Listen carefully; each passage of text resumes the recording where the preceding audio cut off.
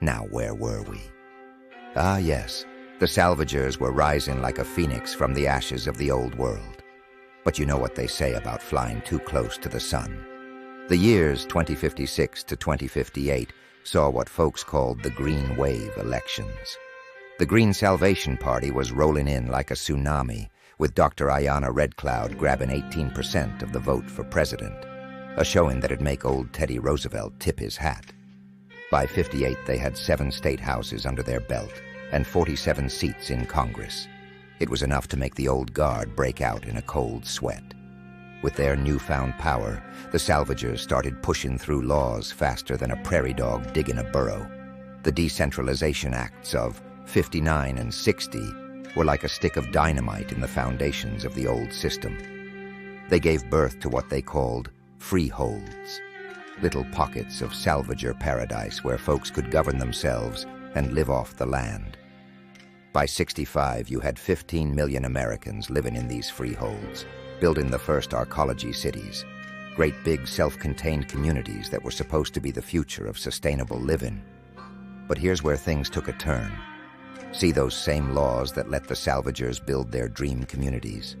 They also gave corporations more power than a locomotive. And boy, did they use it. While 15 million were living the Salvager dream, 40 million found themselves in corporate freeholds, arcologies run by suits with more money than conscience. Now the corporate types weren't about to let the Salvagers keep nipping at their heels. In 2066, they had themselves a little powwow in Denver, called it the North American Prosperity Alliance, or NAPA. Sounds nice, don't it? Like something you'd want to take a Sunday drive through. But it was about as welcoming as a rattlesnake in your boot. These Napa folks, they pooled their resources and even set up their own private armies. The Pinkertons were back in business, and business was booming. From 68 to 70, Napa launched what they called Operation Longleaf. It was a campaign dirtier than a pig in a mud wrestling contest. They spread lies, sabotaged Salvager operations, and even started taking out Salvager leaders. It all came to a head in Asheville, where Pinkerton mercenaries tried to take over the Appalachian Commons. The fight lasted 47 days and left 500 souls in the ground before it was over. But Mother Nature wasn't done with us yet. The burning decade hit like the wrath of an angry god. Temperatures soared higher than a cat's back, crops withered in the fields, and folks started moving north in droves. The Mississippi, that old man river, dried up like a raisin in the sun. The Sonoran Desert swallowed up Phoenix and was eyeing Los Angeles for dessert.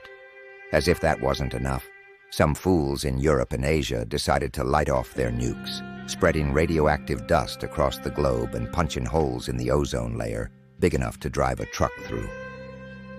By 85, America had lost nearly a third of its people to heat, hunger, and hard times.